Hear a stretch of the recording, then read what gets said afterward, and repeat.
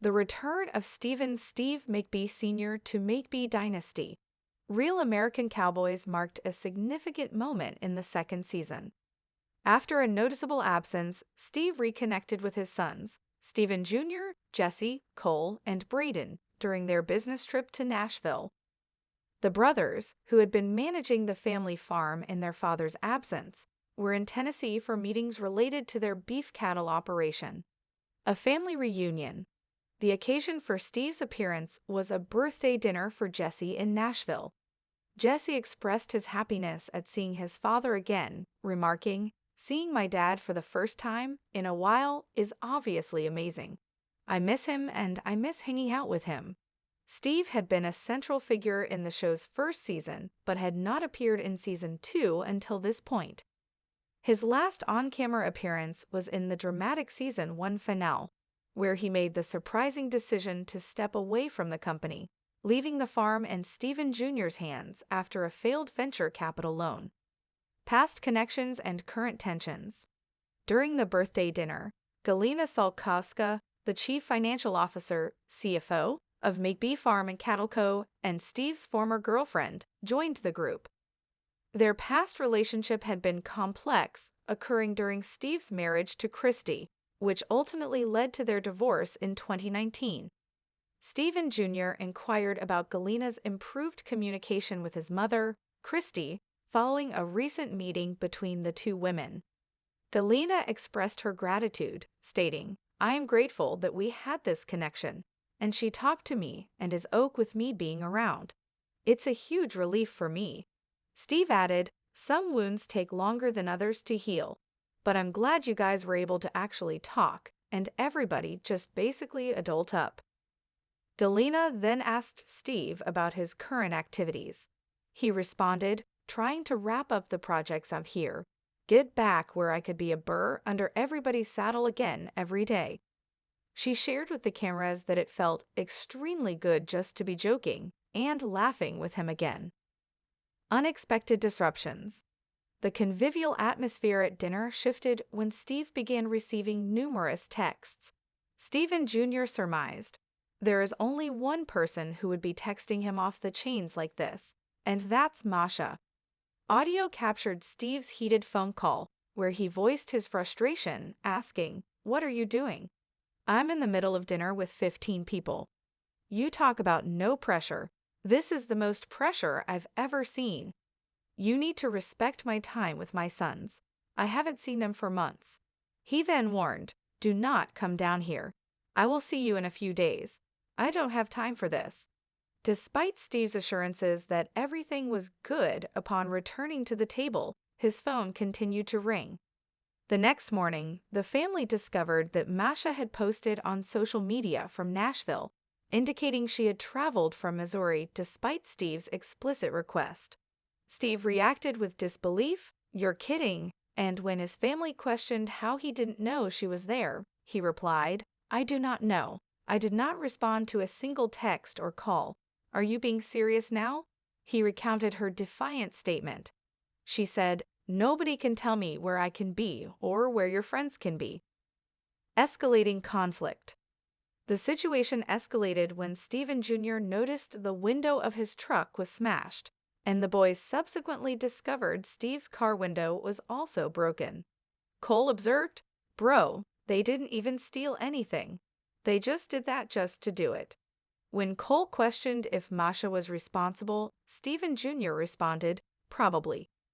Shortly after returning inside, Masha arrived, leading to an immediate confrontation with Steve. "You flew down here? That's crazy," Steve exclaimed, to which Masha retorted, "Why are you lying to me? I know she's staying here." The McBee brothers concluded that Masha believed Steve was seeing another woman. Masha eventually left the room, flashing a gesture in Steve's direction before exiting the house, with Steve following her outside. Someone in the house remarked on Steve's relationships, and his youngest son, Braden, added, "He is so whipped."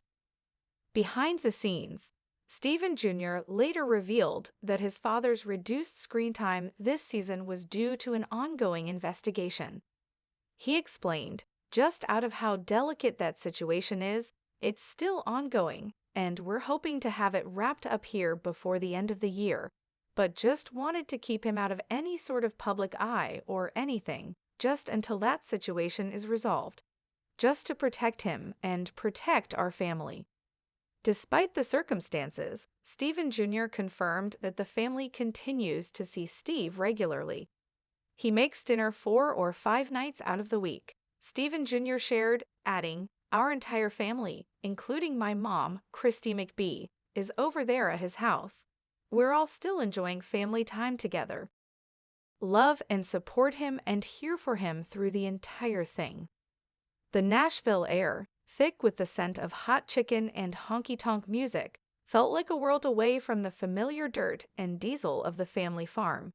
For the McBee brothers, Steven Jr., Jesse, Cole, and Braden, this business trip had been a welcome change of pace, a chance to talk strategy and dream big for their beef operation without the daily grind of running the ranch. Tonight, however, the agenda was purely personal, a birthday dinner for Jesse. The real surprise of the evening wasn't the 5-star steakhouse or the fancy bourbon. It was the man who walked through the door and clapped Jesse on the shoulder with a hearty, familiar laugh. Steve McBee Sr. looked thinner, maybe a little more weathered, but his presence was as commanding as ever. "Couldn't miss this, son," he said, pulling Jesse into a tight hug, even if it meant putting on a tie. Jess's face lit up. "Dad, it's so good to see you." He glanced at Steven Jr., a silent message passing between them. The brothers had been running the show in their father's absence, carrying the weight of the farm after Steve's shocking decision to step away. The memories of the failed venture capital loan and the dramatic finale of the last season felt like ancient history, but the lingering sting was still there. Now, seeing him here, a tangible presence, and not just a legend they were trying to live up to, was a huge relief. As the evening progressed, the table filled with the comfortable clatter of silverware and the easy flow of conversation. The conversation eventually turned to Steve's former girlfriend and McBee Farm and Cattle Co.'s CFO, Galina Saltkowska, who joined the group for the celebration. The past between her and Steve had been complicated, a ghost that haunted their family's recent history, particularly after his divorce from their mother, Christy. "So, Galina, I heard you and Mom had a chance to talk," Steven Jr. began, his tone careful. "How did that go?" Galina's shoulders visibly relaxed. "It was good. I am grateful that we had this connection, and she talked to me and is okay with me being around. It's a huge relief for me." Her words carried a genuine weight, a testament to the difficult path they'd all walked. Steve leaned back, a rare softness in his eyes. "Some wounds take longer than others to heal, but I'm glad you guys were able to actually talk, and everybody just basically adult up." He said the last 2 words with a playful emphasis, and the table erupted in shared laughter, a brief return to a time when life was less complicated. "So what have you been up to, Steve?" Galina asked, her smile broad and genuine. "You've been missed around here." He took a slow sip of his bourbon.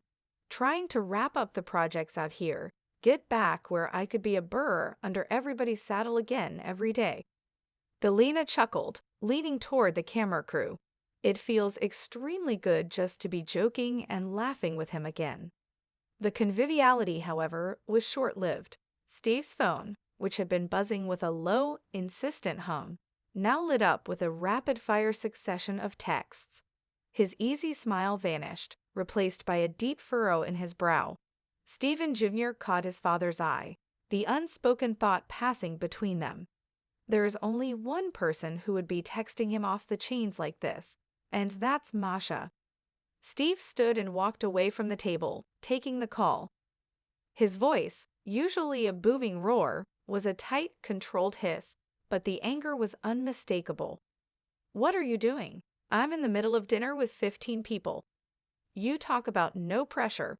This is the most pressure I've ever seen.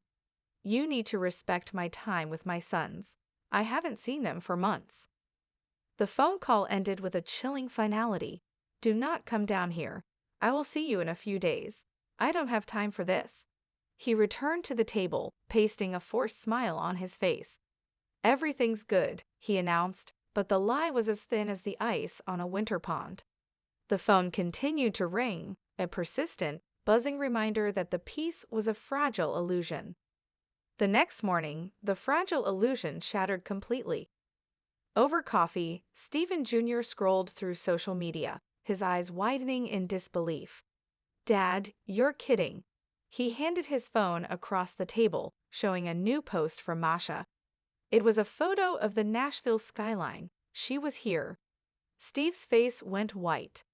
You're kidding, he stammered, running a hand through his hair. I do not know. I did not respond to a single text or call. Are you being serious now? He recounted her defiant statement from the night before, her words now a declaration of war. She said, "Nobody can tell me where I can be or where your friends can be."